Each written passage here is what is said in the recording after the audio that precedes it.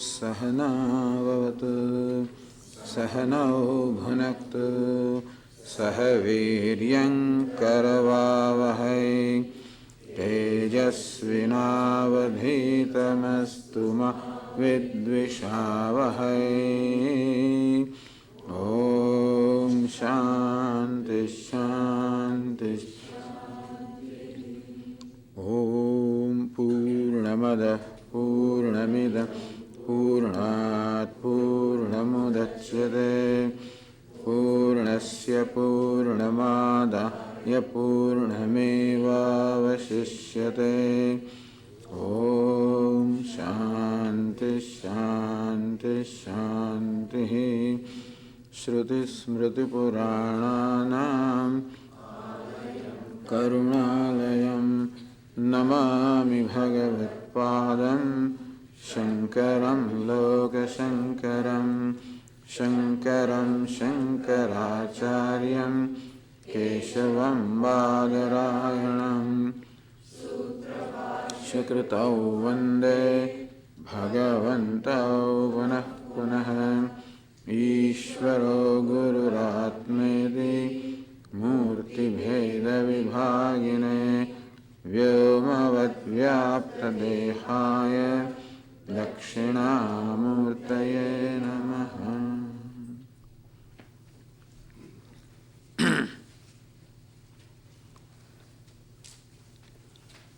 Last evening we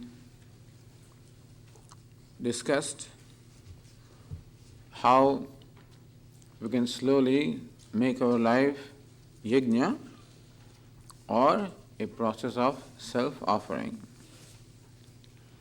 What is to be offered or let go, a process of offering, letting go of all those factors which inhibit our inherent freedom. There is something that inhibits, obstructs the expression of the inherent freedom, inherent wholeness which is my nature. And all we have to do in our life is to let them go. We talked about the impulses such as kama, krodha, lobha, meaning the impulse to indulge, the anger arising from intolerance, the greed, the common impulses. And we talked about them last evening. We elaborated them also during the satsang. And so, first is by submitting ourselves to the impulse, how we victimize others, how we cause damage to others as well as to ourselves. So, first step is to prevent the damage by exercising self-restraint, because there is a value that if I submit myself to the impulses such as anger, etc., I victimize others, I damage myself, and therefore it not only does not serve any useful purpose, in fact I am hurting myself. Thus I can do favor to myself. I can stop hurting myself by keeping these impulses under check, under control. And that will not be suppression. It is called suppression when it is done out of helplessness. When I want to express my anger and I have no way of expressing because I am helpless, and then if I keep it within me, it would be called suppression. But when I have value for not expressing it, and when I keep it under control, it is called discipline or self-control. It is called damaha in Vedanta, indriya nigraha, meaning controlling the outer expressions. And that's how the first step in Yoga Shastra is called yama. Yama is controlling myself. The values that Yoga Shastra prescribes, such as ahimsa, non-violence, satyam, non-falsehood, non-stealing, non-indulgence, non-hoarding. These are non, meaning that we are asked to keep these tendencies or impulses under check, Because we have this tendency, we have this baggage, unconscious, ignorance, unintelligence, in the form of a tendency to hurt others, a tendency to tell lies, a tendency to steal, meaning misappropriate what doesn't belong to us, a tendency to indulge, a tendency to hoard. These are all natural tendencies we have because of ignorance. And submitting to this tendency is nothing but encouraging ignorance or intelligence in our life and hurting ourselves. Thus, a recognition, this should become our value of keeping these impulses under control. That's the first step. Then we proceed further to giving up the attachment, raga and dvesha, attachment and aversion. So how do we work on that? Bhagavad Gita teaches us. Lord Krishna says, Siddhya siddhyoho samo bhutva samatvam yoga uchyate. May you maintain an equanimity of the mind in the midst of success and failure, in the midst of all the pairs of opposites. Success and failure represent all the pairs of opposites. It means pleasure and pain, honor and dishonor, praise and censure, success and failure. This is what we meet with every day in our day-to-day life. Sometimes my desire is satisfied, I feel successful. Sometimes desire is not satisfied, there is failure. Sometimes people respect me, honor me, I am honored. Sometimes there is disrespect me, dishonor me. Sometimes things around me are favorable, sometimes they are unfavorable. Sometimes there is comfort, sometimes discomfort. Sometimes hunger, sometimes overfeeding. So this dvandva or pairs of opposites is what life is made of. And whether we like it or not, we have to confront them constantly. If there was only one side of the coin, that we always met with success and honor and favorable, then life would have no problem. On the other hand, there's always failure and dishonor. Then also, I guess, we may get used to it. Human being can get used to any condition. People live in slums in tremendous discomfort. And other places also. So they get used to discomfort, they get used to, again, in the home sometimes there's always harshness and they get used to them. But what happens in our life is now there is success, then failure. Now honor, then dishonor. Now respect, then disrespect. This being the case, we get worn out. When you subject anything to this opposite effects, like a metal being subjected to this opposite effect, heat and cold, it will get worn out. And therefore, to prevent us from getting worn out, Lord Krishna says, may you maintain an equanimity of the mind. Tam sitikshasva bharata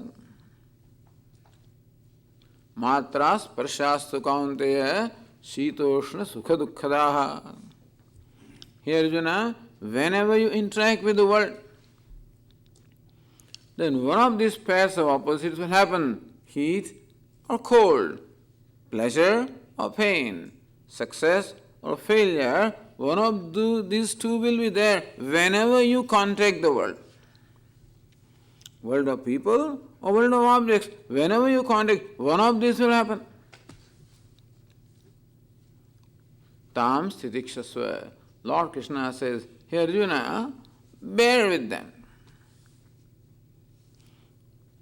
Because agama payanaha anityaha, they are impermanent. They always come and go. Nothing is permanent. This shall also pass. Nothing is permanent. Meaning that success is not permanent, failure also is not permanent. Let things, let them take their own course and you do what you need to do, but put up with them. Don't all the time take a law in your hand and want to correct everything that's around. Don't worry about things. Otherwise, your whole life will get spent and exhausted in only trying to correct things. Like my famous experience a number of years ago when I was taken for a pleasure ride by a friend of mine. I was new in the United States.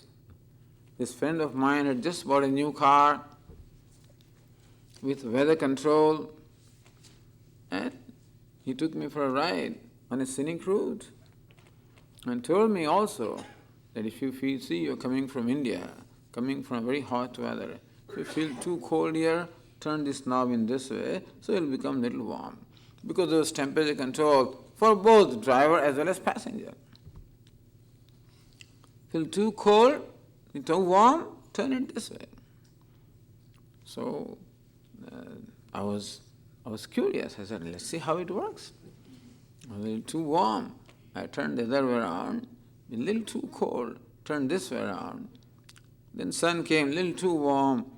Then clouds came, a little too cold. Kept on turning, now one way and the other. After 45 minutes, my friend asks me, so how did you enjoy the ride? I said, what ride? Did you look around? Did you see the forest? And the streams? And the river? And the hills? And the flowers? I was busy turning my knob. When am I going to see those things?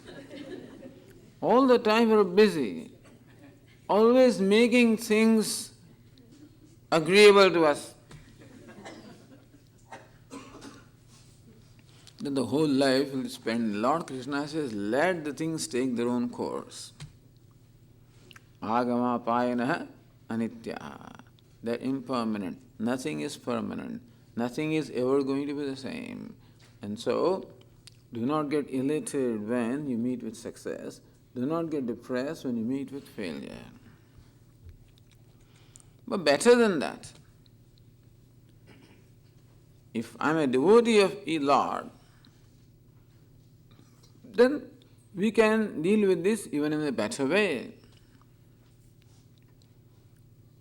Then I look upon Ishvara as the creator, as the sustainer, as the dissolver, who creates every moment the situation that I confront is created by Ishvara. It is that part which I have not created is created by him. And that being the case, I can look upon every situation as given, presented to me or given to me by Ishvara. And whatever is given by Ishvara is the gift, is his grace, is his prasada. In that case, looking upon every situation as prasada or gift of Ishvara. It's a matter of faith. This is simply a matter of faith. So how do you say, Swami, Ishvara has created? Who else will create? Yesterday we discussed that whatever is a manifestation of infinite wisdom. Is it not so? Because to create anything requires infinite wisdom. To create this flower requires infinite wisdom. As our Swamiji says, do you know what this is? Yeah, I know, it's flower. What is its name? What is the name? I don't know the name, but then I know the name, let us say. What's the color? I can tell the color. How many petals are there? I can perhaps tell. Okay, I know this much about the flower. So, but then, why are there 79 petals? Why does this flower have only 79 petals? Why its color is only like this?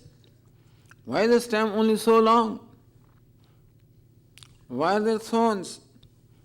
if you ask me these further questions, I will have no answer. Maybe a student of biology may have a few or more answers than I have.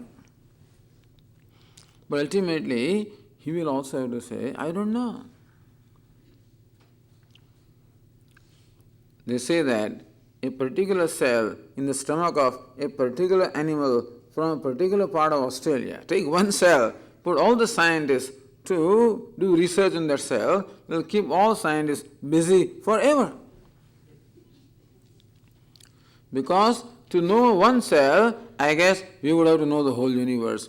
Because otherwise, you cannot know a thing in its entirety unless you know all the various forces and parameters which influence that. So who can create this flower? Only infinite wisdom can create the flower, or anything for that matter. And what is created by infinite wisdom must be perfect, is it not so? You cannot improve upon this. Oh, Swamiji, we do all kind of hybrid and things and improve. They're also part of infinite wisdom. What we do to our wisdom also ultimately is nothing but a part of infinite wisdom. We don't have an individual wisdom of our own, it's given to us. The intellect is given to us. The capacity to learn is given to us. Capacity to retain the knowledge also is given to us. Capacity to apply the knowledge also is given to us. And therefore, our individual wisdom also is nothing but part of infinite wisdom. And therefore, whatever is created by infinite wisdom. Even though I may think that I have created a given thing, then also it is nothing but creation of infinite wisdom. For a thought to occur in my mind is infinite wisdom. But I do not know what will be the next thought in my mind. I don't know.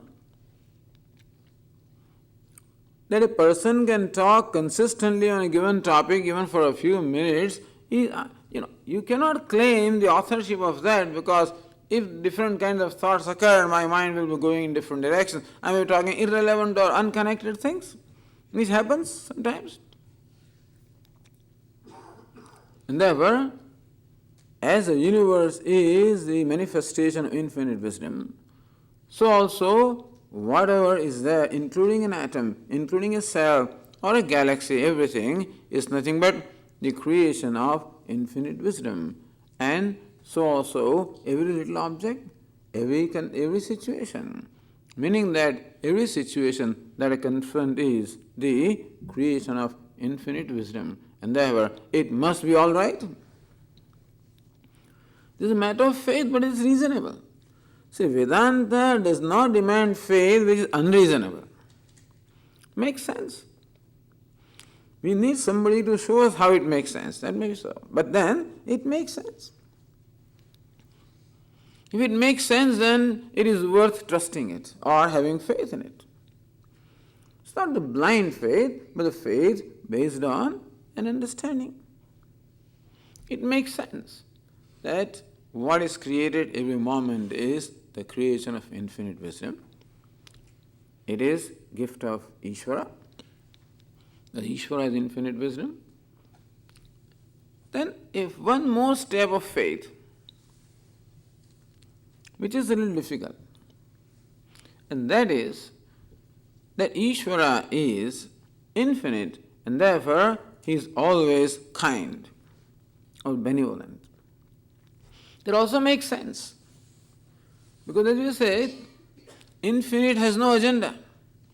That is called infinite. That is called limitless, which has no agenda. Who has an agenda? Agenda is on the part of a person who needs to accomplish something. I would have an agenda if I need to accomplish something. If what is not adequate, and in some way I want to make it adequate, or what I am is not adequate, I want to make myself adequate, then there is a need to change. So agenda arises from a need to change. The desire for need to change arises from a dissatisfaction with what is.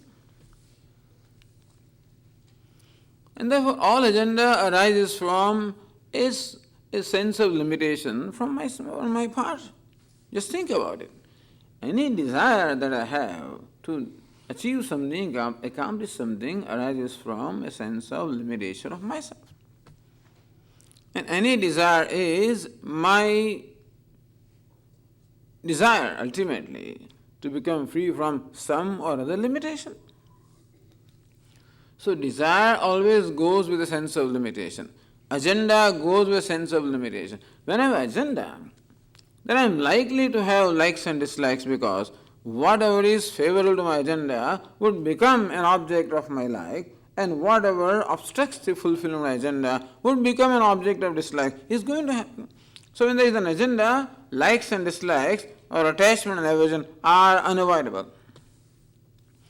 And when an individual person acts out of attachment and aversion, he is likely to be, or is going to be, partial and cruel. Partial to the one for whom he has attachment, cruel to the one for whom he is in aversion. So partiality and cruelty is going to be there in our interaction when we are limited beings. Therefore, we cannot say that what another individual does is necessarily in my best interest, because I do not know what agenda that individual has. As our Swamiji says, when a child is born, and as long as the child is infant, so long the child has implicit trust in mother and father, and so they are God for him, because they can never be wrong, they are always loving. As the child grows and discovers that they are also fallible, that they are not infallible. They also can commit a mistake. They also can be, what is infallible? One who can never be wrong. But then he finds that sometimes mother is wrong. The child's teacher taught something to the child in the school, and the mother says something, Mom, you don't know, my teacher told me this. Then the child finds that mother is fallible. And then father also washes off his hands ultimately after 4th or 5th grade in the school. He says, well, you go to your teacher. We discover limitations that are fallible. They can make mistake.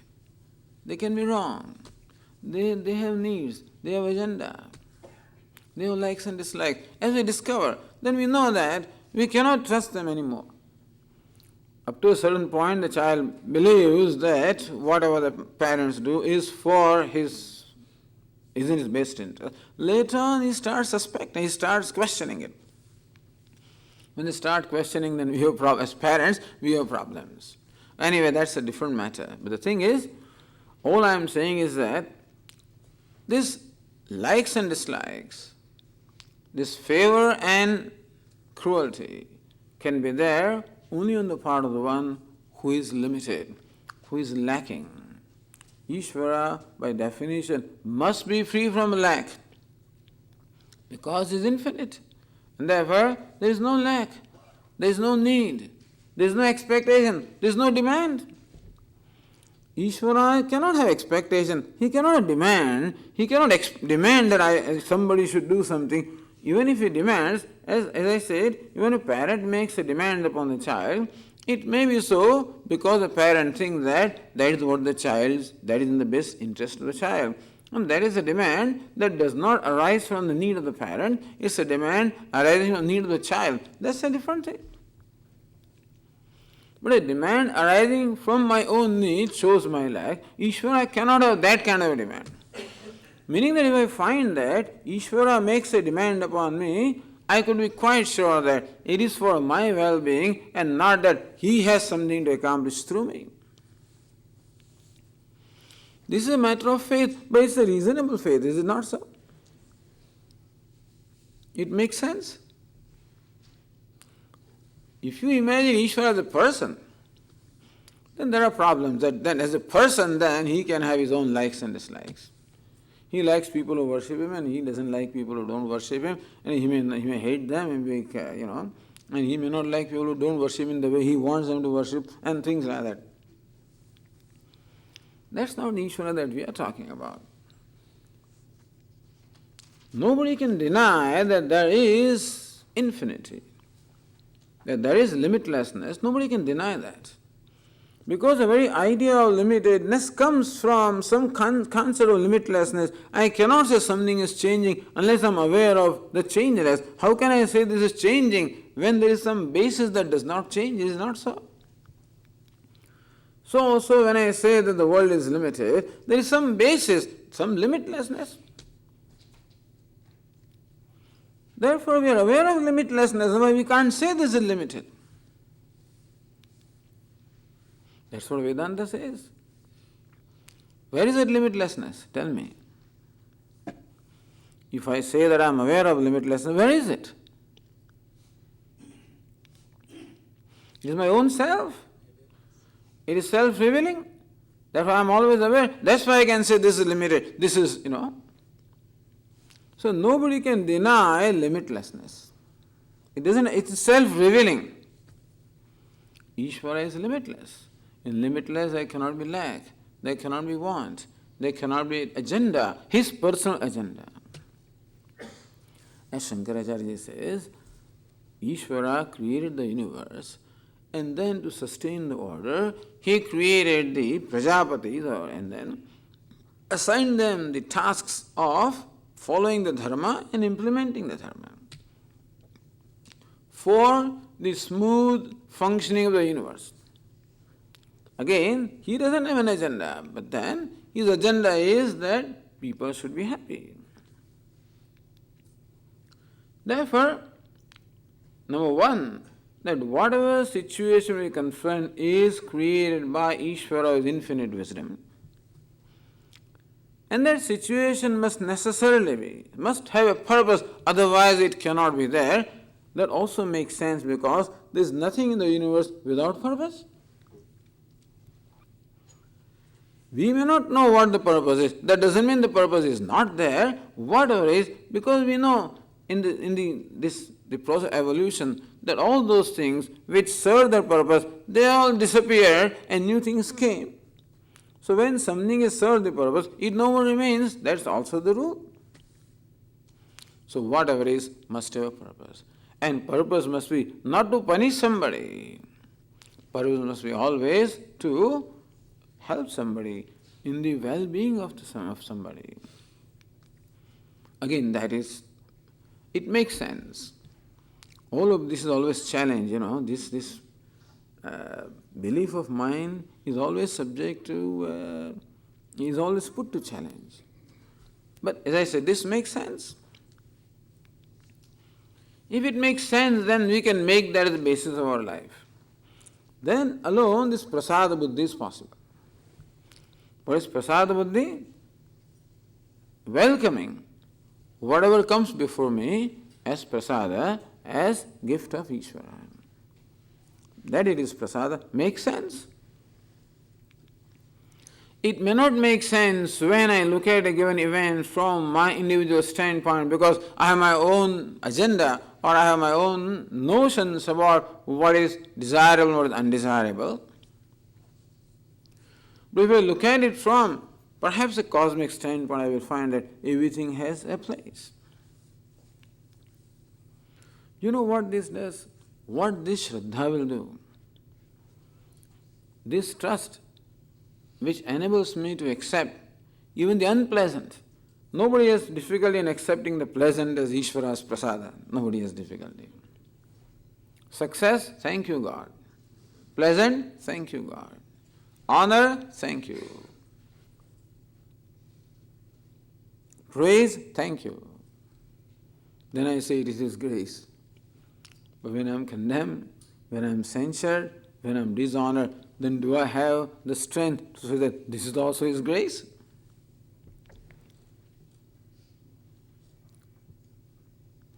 It has to be. I am not saying that I can answer every question that you have. I'm sure you will ask me various questions. Why is this happening in Iraq and why is it happening there and why and so on and so forth. I may not have answers to them. That does not mean there are no answers. That doesn't mean that we are condoning that. That doesn't mean it should be there. That does not mean something should not be done about it. That's not the point. And just because we cannot satisfactorily explain something doesn't mean that this is not so. As I said, we cannot explain many things satisfactorily because we have very limited data. We just have data about the present in a limited time span, and we do not know what all has preceded in the infinite time before, and what will follow in the long or infinite time that is to come. We don't know, and therefore, when you look at an event from a very narrow standpoint, it may not make sense. Like looking at a big picture and looking at a very small portion of it with microscope, it will make no sense to us. So only when you stand back to a distance, then you can see all the picture in its entirety, then everything will make sense. But we don't have that benefit of being able to stand so far that we can see long infinite time and then see how this event has its place in the time.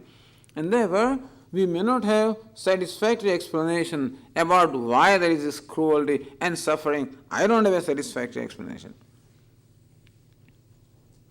And therefore, we have to do what needs to be done. But still, our faith that whatever is has a reason to be there. Or at least, you see, problem with us is that when we talk like this, instead of trying to apply this in our individual life, right away think of Iraq, They always think of these things. They think of some extreme condition. Why is it so, Swamiji? Well, forget about it. Why talk about your own life? Ask that question. People don't ask those questions. They ask about skunks and stuff like that. Ask about your life, What about your life?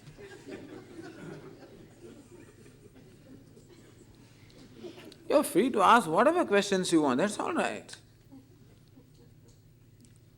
But when a certain principle is told, we always look at the extremes and see how it doesn't apply there. All right. But it applies in many cases, like Newtonian physics does not apply perhaps into very minute subatomic particles and huge galaxies. It applies to our day-to-day life, and so it is useful. And for those realms, we'll tell you what law applies. Okay. But don't dismiss this, because it is very helpful and it makes sense in the life that we are living. We are talking about the events that happen in our life, pleasant and painful. As Pujya Swamiji says, we have to teach our children that unpleasantness also is a reality of life. And that it does not come as a punishment. When there is pain in our life or unpleasantness, we should not interpret as Swami, am I being punished by God for the past karma that I did? As we said, if God punishes, then we are not going to accept Him as God anyway. Why should He punish? If He punishes me, means He has some agenda. He is upset with me. If God also gets upset, then Swami would say, what's the difference between him and my father, my uncle or whatever, X, Y, Z, same thing. My uncle is mighty, the God is almighty, otherwise they're the same.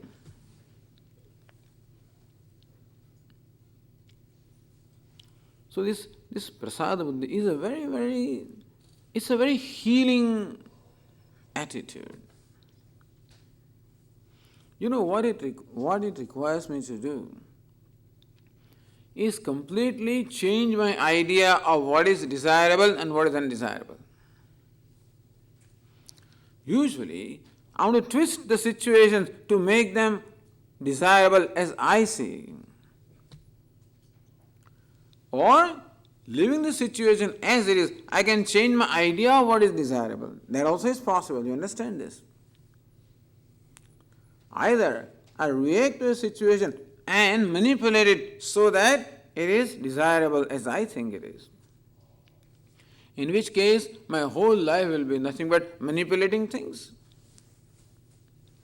Or I can accept the situation gracefully and change my idea of what is desirable.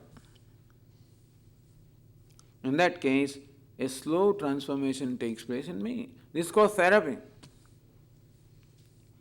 What is therapy? This transformation in my perception. What else therapy is? As Puja Swami said, cognitive change or transformation in perception.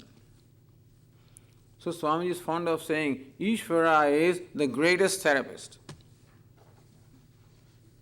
In this sense, what is I derive it in this way?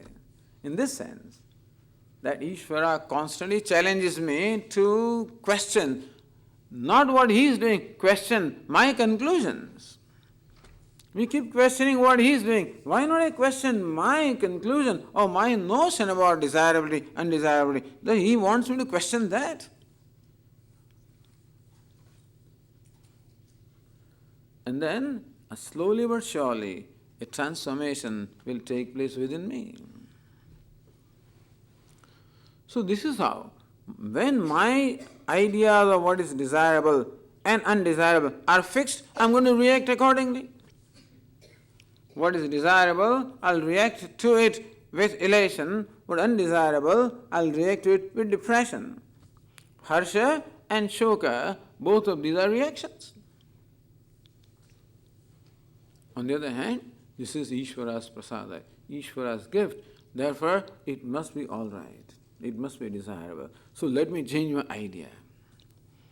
That's how its transformation takes place. That's how also peace is established in our life. There is no peace. Either when I am elated, then also mind is not peaceful. When I am depressed, then also mind is not at peace. Lord Krishna says that, may the mind become free from both of these extreme reactions. May you maintain an equanimity of the mind. We think that happiness is only when there are these surges, of excitement, then alone there is happiness. That's what we think. Vedanta teaches that all those surges are only temporary. They are always fleeting. The real happiness is when there is that tranquility of mind. That's what Vedanta calls Ananda, namely tranquility. Not a surge of excitement or elation, because that surge is likely to be followed by a dip of depression. Samatvam yoga uchyate. Bhagavad Gita teaches samatvam, that sameness of the mind, equanimity of the mind, tranquility of the mind. This attitude enables me to constantly keep on giving up or letting go of my definitions of what is desirable and undesirable, or my tendency to react at anything that I do not like, react it with rejection. And what I like, embrace it and not let it go. Sometimes embrace a child because you like the child. The child just is swirling inside. He wants to get away, In our life also, we want to hang on to things that want to get away, which is a conflict, a struggle. And something wants to hug me. The dog always keeps coming to me all the time, and it climbs on me and is licking me. I don't want it. Don't touch me, I'll take bath, So, the thing that wants to hug me, I want to get away. That's another struggle. That's what our life is.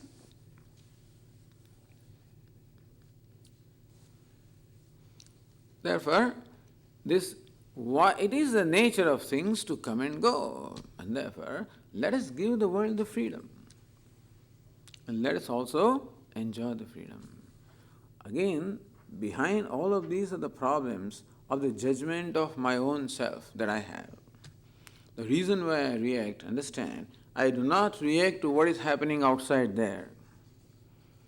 You know what I am reacting to? I am reacting to my own self. What happens outside, out there, pushes some button here, and I am reacting to that. What I call success pushes a button and makes me feel very great about myself, and I react to my feeling great about me. I congratulate myself because there is success, and therefore I take pride in that. I congratulate myself and I feel happy because I think I am great. It is my self-pride or ego gratification that makes me happy. But when I congratulate myself in so-called success, I'm going to blame myself when there is failure also. So when I blame, so the failure pushes the button of self-blame and I become depressed. So understand that our reactions, they appear to be to external situations, but ultimately our reactions are to our own self. They are just pushing buttons, that's all they are doing. Lord Krishna, don't let them push buttons, that's all. Do not let them push buttons. You maintain your equanimity. Don't take any ownership. Success, God, okay, good, thank you. That also He's author. Failure, He's the author.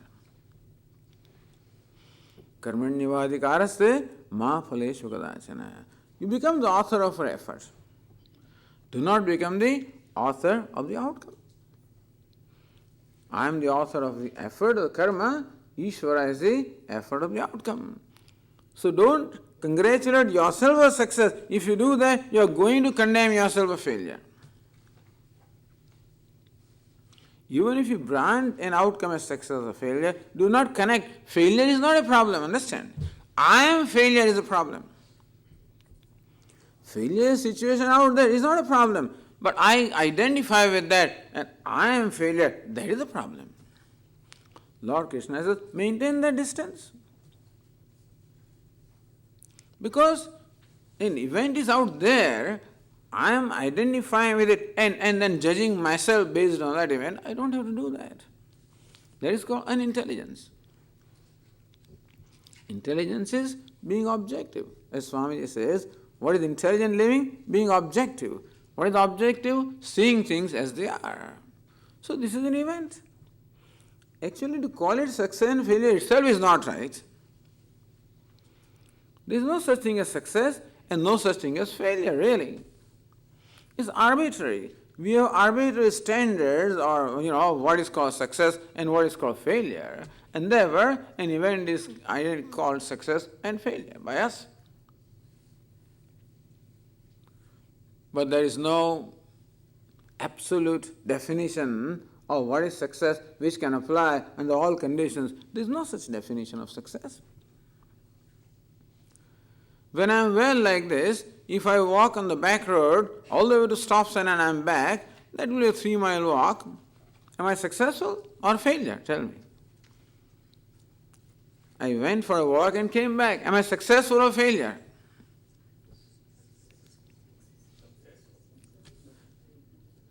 So a person is walking 5 miles a day. He doesn't feel success or failure. Let us not, may God bless him, but suppose he suffers a fracture in the leg and is laid up in bed for three months, and now the doctor says, all right, now you can put your foot on the ground. So far that was, now put a little weight. Take one step. He's afraid. He gathers courage. Puts his foot on the ground, takes one step.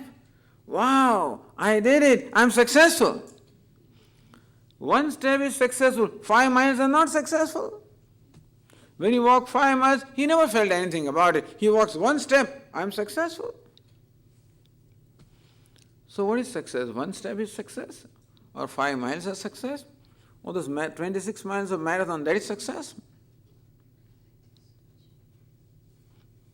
Swami, this way there is no fun in life. There is no success. Where is the fun in life?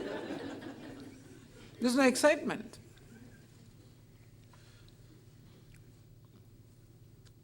Either we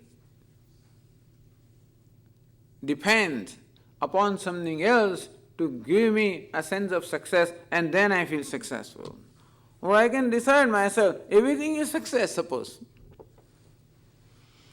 That is also a standard, isn't it? If that is arbitrary, this is also arbitrary, why not? But why is everything success? Because Ishvara is author of it, therefore it must be successful. Suppose you decide that way, then who is going to stop you?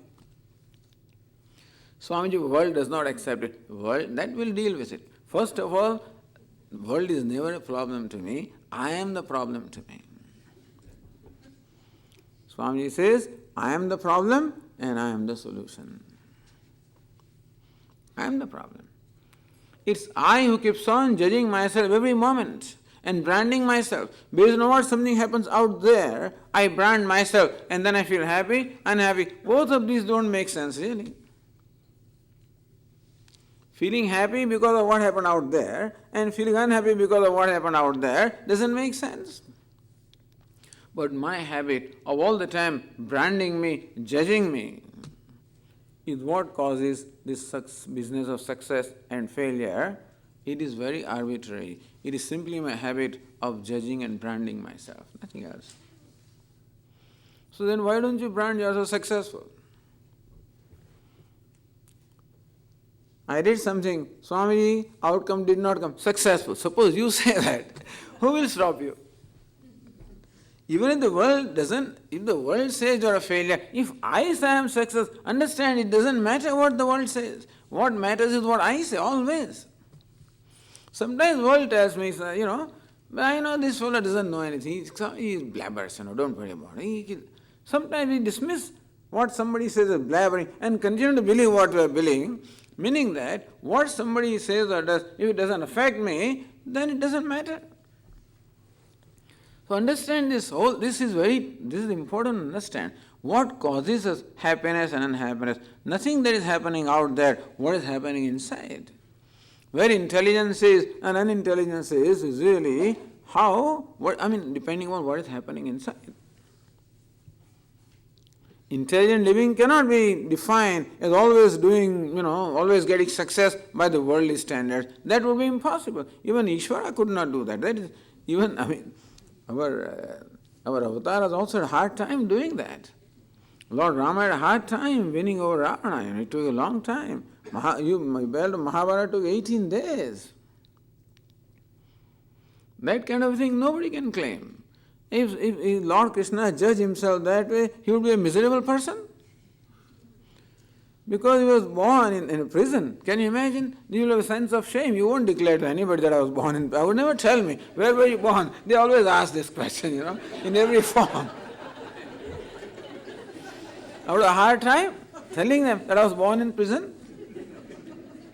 And then he was transported right away as soon as he was born. What kind of childhood he had? He was abandoned, is it not? As soon as he was born, he was abandoned by the parents. If he suffered from some abandonment and had a grudge against or resentment against his parents, he lived a miserable life, is it not so? In short, Lord Krishna went through everything that can make a person miserable. That's all I can say. He did everything that can make a person happy also. Depends on. But then he never judged himself, that's all. Okay, I was born in prison, what can I do about it? They took me from here to that, that's their problem, not mine, whatever, what can I do? If I take the authorship and judge myself, then the question comes. Poor Lord Rama, can you imagine? He was to be crowned, installed as crown prince, and he has to go into exile. We would have resentment the whole life towards Kaikeyi, towards Dasharatha, towards everybody. I would never forgive them. Swami, I can't forgive them. Instead of that, Lord Rama says, I am very grateful to my mother Kaikeyi. Oh, Father. So father was wailing and weeping, please, my child, don't go. Oh, why are you worried? Why do you feel bad about it? Nobody could have done a greater favor than my mother, Kaikeyi. Well, you see, who says I am not? I am still a prince. I am now going to be king of the forest. She has given me, the Rama goes to his mother and says, my father has given me the kingdom of forest. You can king of Ayodhya or king of forest. He says, look, these elephants, they are caught from forest and they are brought to our, whatever they call them, elephant sheds, and kept them. Elephant is okay. But when is elephant really happy? Not in a shed, he is happy only when he is wandering in forest. Rama says he is an elephant. He is always happy in forest, not in all these places. So I am happy. He had several reasons to feel so happy that he had to go to forest. I will have satsang every day. There are all sages and saints there. I have a satsang every day. How wonderful. And what better thing can be than my brother Bharata, who is dearer to me than my life, that he will be king, installed as a king. What better thing can there be? And my father's promise that he gave to my mother, that will be fulfilled. How many things will accomplish by this? And I will get all the yashas, I'll get all the glory for that. Because Kshatriyas like glory. So, can there be anything more painful than having to go to forest or being exiled or being abandoned? And still, they were happier than anybody else because it's a matter of self. Ultimately, it all amounts to judging myself. Unfortunately, I have a habit of judging myself and branding myself based on what happens out there. Lord Krishna says, cut that link. Be objective. Remember that it's out there. I don't have to judge myself based on that. Okay, I made an effort. The desired result did not come. Stop there. Don't say, I am a failure. Then I can stop because that is up to me. I do not have freedom to change that outcome. I have the freedom not to brand me. That freedom I have. That's making the right choice.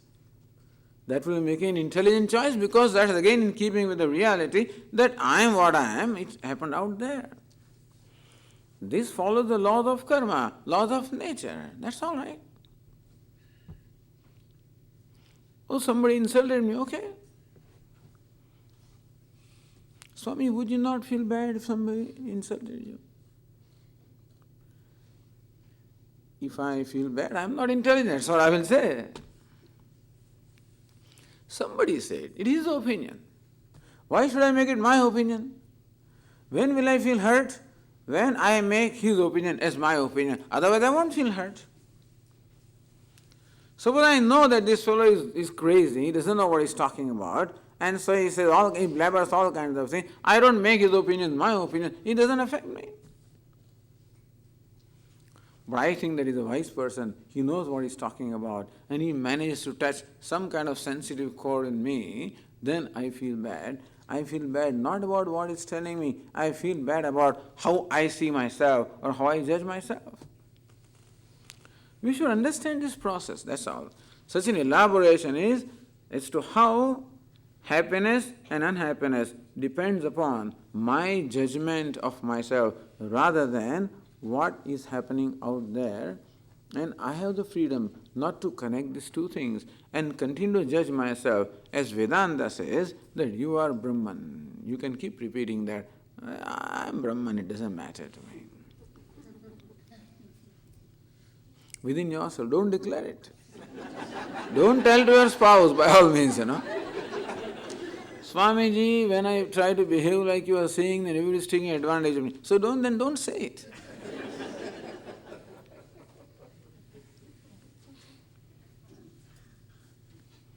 We don't have to declare everything that is in our mind.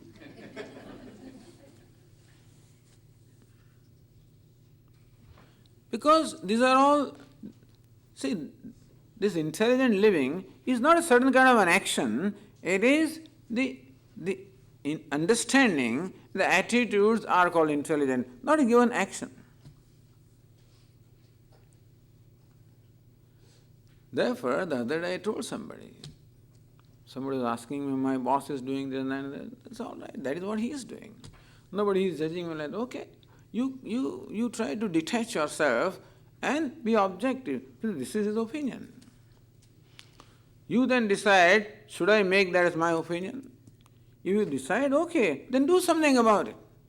If what he says makes sense, then do something about it. Then also you should not feel bad.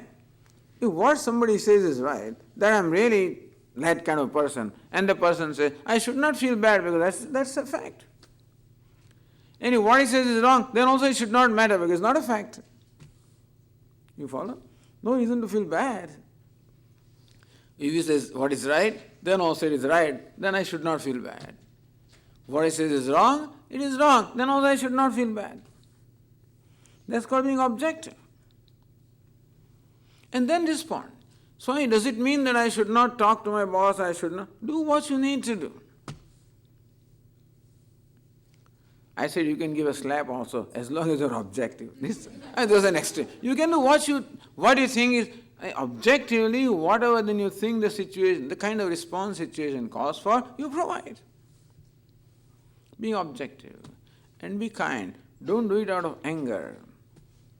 If you keep quiet out of anger, that also is not right. If you say something out of anger, it's going to be wrong. And therefore, as best as possible, all our actions should proceed from objectivity, from a sense of equanimity, rather than from anger or resentment or jealousy, because those actions are going to be wrong. As I said yesterday, anger makes me mad. When I become mad, my mind projects. What is wrong appears right. What is right appears wrong. And with that kind of perception, whatever I do is right from my perception, is wrong actually. And therefore, Swamiji says, when you get angry, walk away from there. Walk away from situation. Say that I am angry. I'll talk to you later. I want you to talk right now. Somebody may say that. Right now. That person always angry. So I think you are also angry, So why not we wait for a few minutes?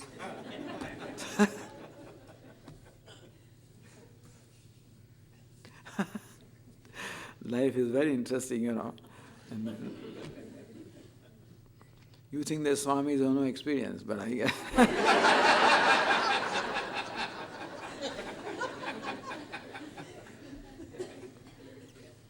Somebody says, Swami, you're lucky, you don't have to handle the children. I said, well, it's a matter of perception.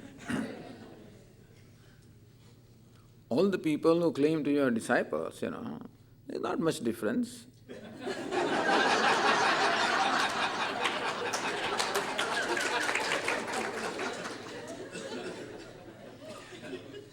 If you think that Swami is talking, it comes from only practical experience, that is all.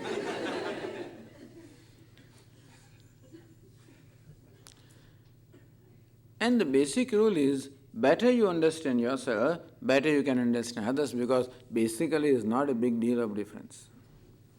But the way my mind works and your mind works, there is no basic difference.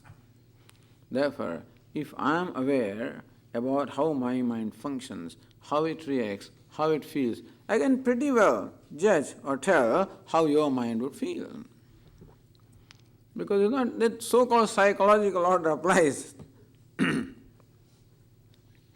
therefore, let us be conscious about ourselves. We use the word alertness. First is understanding, that we discuss in so many classes. Next step is alertness. Only when we are alert that we can put that understanding into practice. Otherwise, understanding is not useful to us. Later on, Swami, that time I forgot. I said something, I did something, because we are not alert. When we find ourselves regretting about what we did in the past, that means that at that moment we are not alert. When we are not alert, then some impulse takes over us and then works through us. Therefore, alertness is the thing. Call it alertness, call it objectivity, call it creating a distance. I will conclude with this creating distance. This you must have heard, but like responding to a person whose behavior is hurtful, let us say. Swami, you keep telling me I should not hurt, but what about other people hurting me? I don't hurt anybody, other people hurt me. Then our Swamiji talks about a two-step response. Many of you would know that. A two-step response. What is one-step response? You tell me hurting words and I fire back with hurting words. Tooth for tooth, nail for whatever it is, Eye for eye and tooth for, meaning the tit for tat. That's better. That's the immediate response. That is an impulsive response. That's a mechanical response because it's not my free will or my wisdom does not come into play when I react instantly. It is called impulsive reaction. Some people misunderstand that as spontaneous, but it is impulsive, not spontaneous. Some of you are spontaneous, you are impulsive.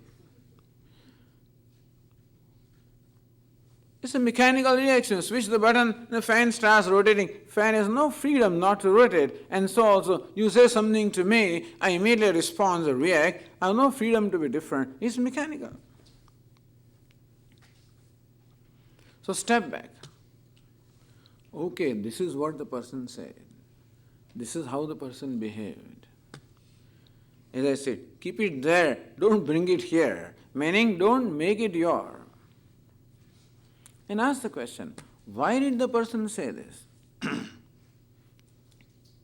Usually when a person is angry, person is aggressive, person is hurtful, person is rough, usually or invariably, it shows that there is some problem there, that person is not able to handle or control his own emotions. That he is saying all this or doing it out of compulsion rather than out of free will. Because if the human being has free will, he would always be kind. If I had the free will, I would never be cruel. I would never be dishonest. It's out of pressure or compulsion that I become cruel, I become dishonest, never by free will or never by choice.